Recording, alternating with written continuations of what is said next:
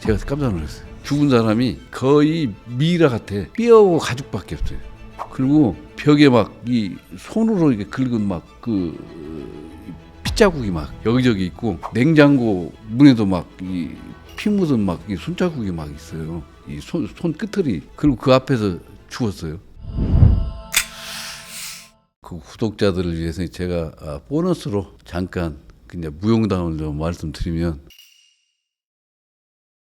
형사라고 해서 범인만 잡아들이고 처벌받게 하고 그러한 무서운 존재로 인식들을 많이 하고 계시는데, 그렇지 않습니다. 형사도 정이 있고 눈물이 있고 똑같아요. 제가 경험한 얘기를 예로 들자면, 이 친구가 절도를 하고 다녀가지고 수배가 내려진 상태에 있었던 사람이 있었어요. 그 젊은 친구인데, 그래 이 친구가 대전에 숨어 있다는 얘기를 듣고 제가 우리 팀 형사들을 데리고 대전을 가서 잠복도 오고 이제 며칠 지내면서 추적을 해서 그 친구 사는 집을 알아냈죠. 그래 집을 보니까 단칸방에 글자 그대로, 방에서 딱 나오면 바로 부엌, 다 쓰러져가는 집에서 살더라고요. 가서 방문을 두드리면서 누구 아니냐고 그랬더니 직감을 하죠. 맞다고. 그래서 수갑을 채웠죠. 일단 데려가야 되니까. 근데 그 순간 굉장히 후회가 됐어요.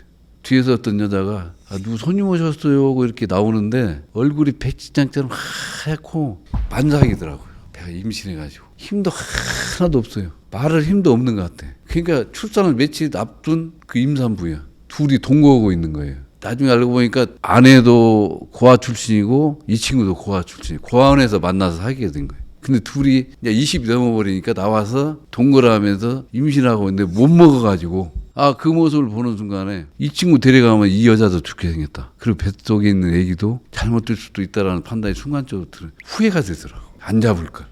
왜 이렇게 잡으러 왔는가. 인간적으로 그 순간에 엄청난 고뇌가 생기고. 근데 풀어줄 수는 없죠. 풀어주면 안 되죠. 풀어주면 내가 그만둬야죠. 그래서 데리고 갔어요. 금산경찰서까지 데리고 갔습니다. 가서 조사를 받는 도중에 참 마음이 안 좋더라고요. 그 아내가 따라왔어요.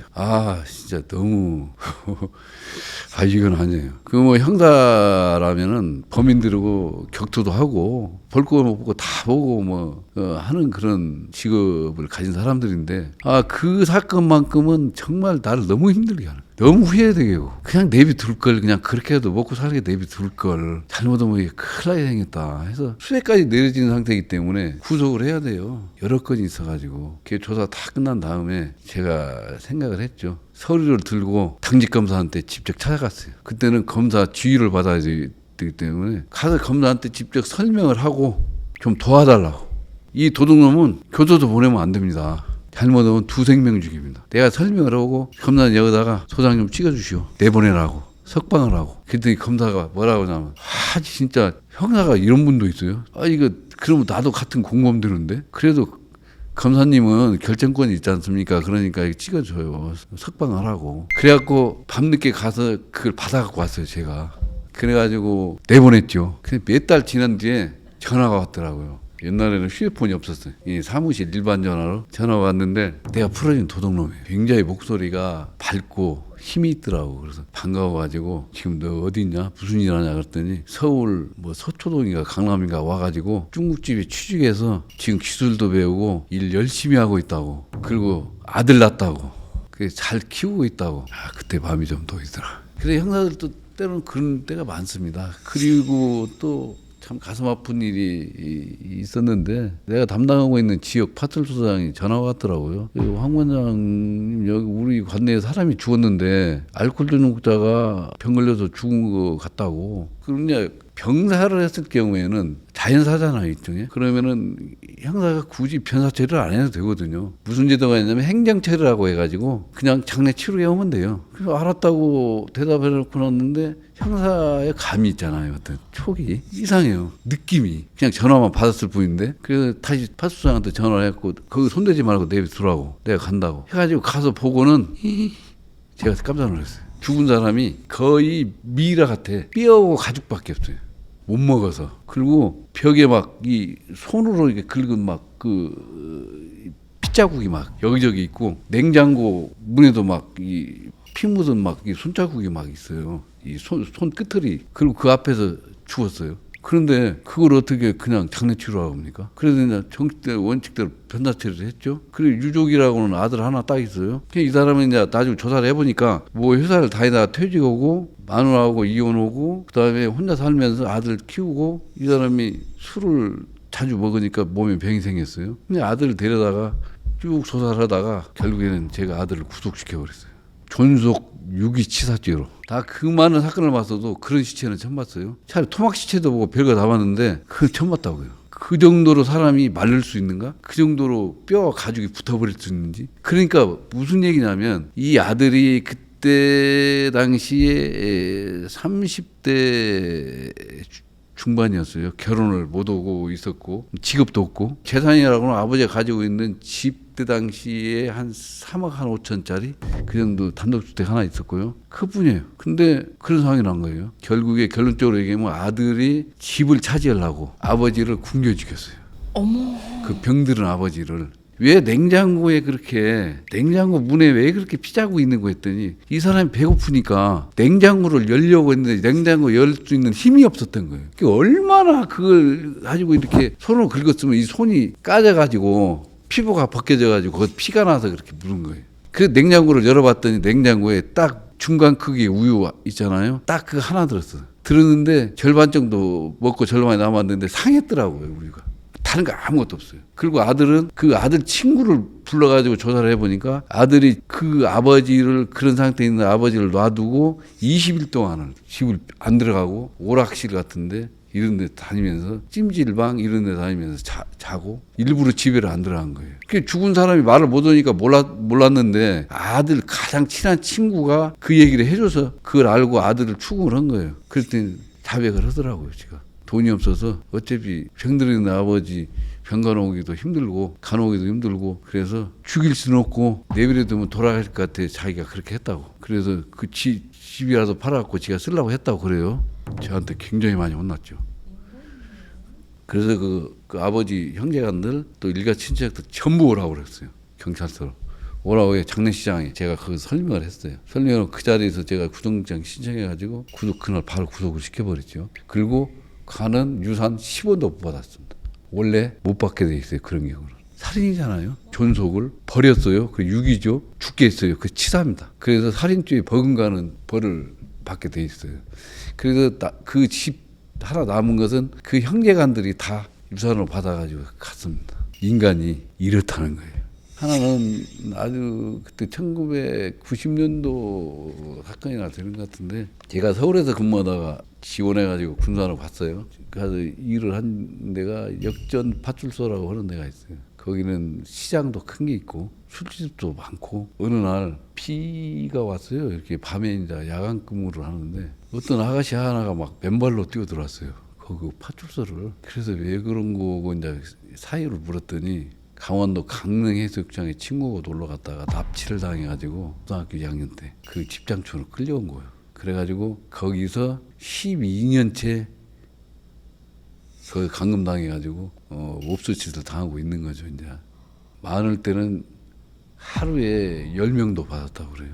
그래가지고 아예 그 여성 거기가 그냥 만신창이가 도망 나온 거예요. 견디다 보세가지고 천신만고 그때 그냥 맨발로 그냥 거의 그 속옷 차림이다시피 해가 여름인데 그냥 도망 나온 거예요. 앉혀놓고 얘기를 들으니까 그래요. 저는 그런 꼴을 못 보거든요. 원래 성격이.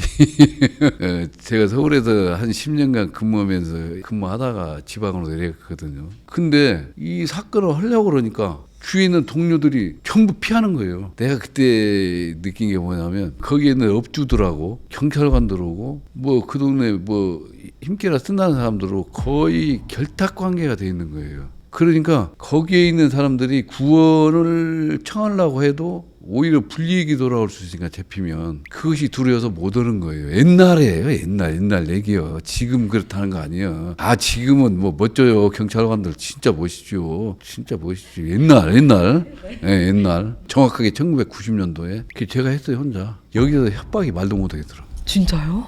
너 여기가 서울인지 아냐고. 너 얼마나 해먹고 싶어서 그러냐고. 내가 그 아가씨는 그 파출소 숙식시에 갔다가 너는 숙식 문을 내가 잠그고 있으라고 했어요. 그래놓고 시작을 했어요. 그 결과적으로는 어떻게 했냐면 거기에 있는 그런 식으로 감금당해 있는 사람이 열 몇 명이 있었어요. 한 명이 아니었던 거예요? 그 당시에 크게 영업을 하고 있었던 집으로 알고 있는데 거기 있는 사람들 다 제가 구했습니다. 구해냈어요. 다 빼내가지고 가족들한테 다 연락하게 하고 포주죠 일종의 업주가 그동안에 그 사람들한테 착취했던 거 전부 보상해 주겠어요. 그래서 그 업주는 거기를 떴습니다. 그 웬만한 사람 다 알아요. 군산 감독이라고 하면 다 합니다. 지금은 없어졌지만 옛날에 불나서 요정원들이 많이 타 죽은 데가 그 집장촌 거기에요. 그 사건들 이후로 해가지고 몇 년 없다가 다 없어져 버렸죠. 형사 생활을 하면서 가장 되게 보람 느꼈던 순간이 그럼 언제셨어요?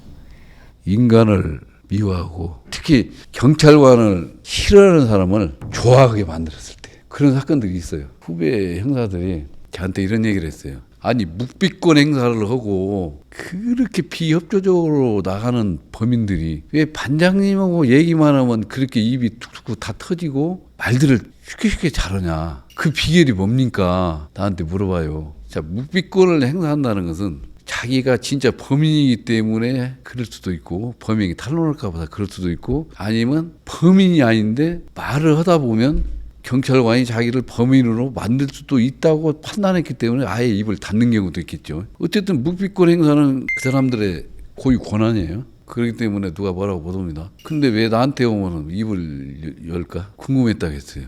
걔 제가 그랬어요. 후배들한테. 그러면 지금부터라도 내가 그 범인한테 어떻게 하는가를 한번 봐라. 그랬더니 졸졸 따라다니면서 다 봤겠죠. 근데 나중에 하는 소리가 바로 그거구만요. 그래요. 어떻게 그러는지 알아요? 내가 범인하고 똑같아지는 겁니다. 나라도 너처럼 했을 것이다. 나는 너를 이해한다. 나라도 네가 했던 것처럼 그 방법을 썼을 것이다. 그렇게 했을 것이다. 또 그리고 잠도 같이 자요. 자는 시간에 같이. 밥을 먹을 때도 같은 밥을 먹어요. 예를 들면 경찰서에 조사하다 보면 때를 놓치는 경우도 많아요. 근데 범인들은 밥은 먹여야죠. 그러면 수갑을 같이 차고 분해식당을 가요. 같이 가서 같은 밥을 먹어요. 그러면서 거기서 맛있는 반찬 있으면 더 갖다 주기도 하고 거기서 많이 먹으라고 뭐 사건에 대해서 얘기하려고 그러면 이런 데서는 그 사건 얘기하지 마. 반장님 저 사실은 얘기하지 말라고. 가서 얘기해. 밥 편하게 먹게 오고 그리고 사건 얘기보다는 뭐예요?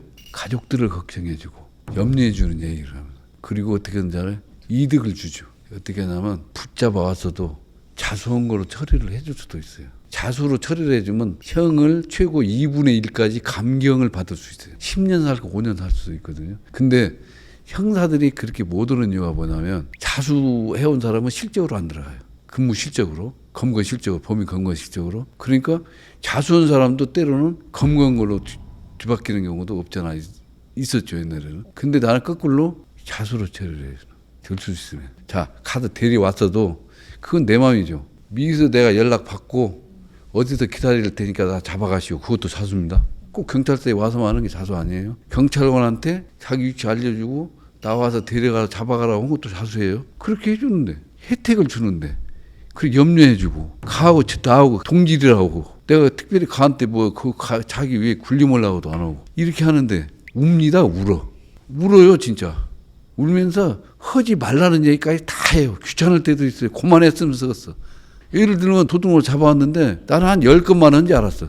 그랬더니 나중에 알고 보면 막 한 50건, 100건을 했어. 그럼 막 합니다. 막 경이 처벌받을 때 같이 처벌한다고 막 내놔요. 그만하라고. 이제 됐으니 그만하라고. 알았다고 막. 법에도 눈물이 있고 인정이 있다고 그랬죠. 있습니다. 그리고 범인도 누구예요? 사람이에요.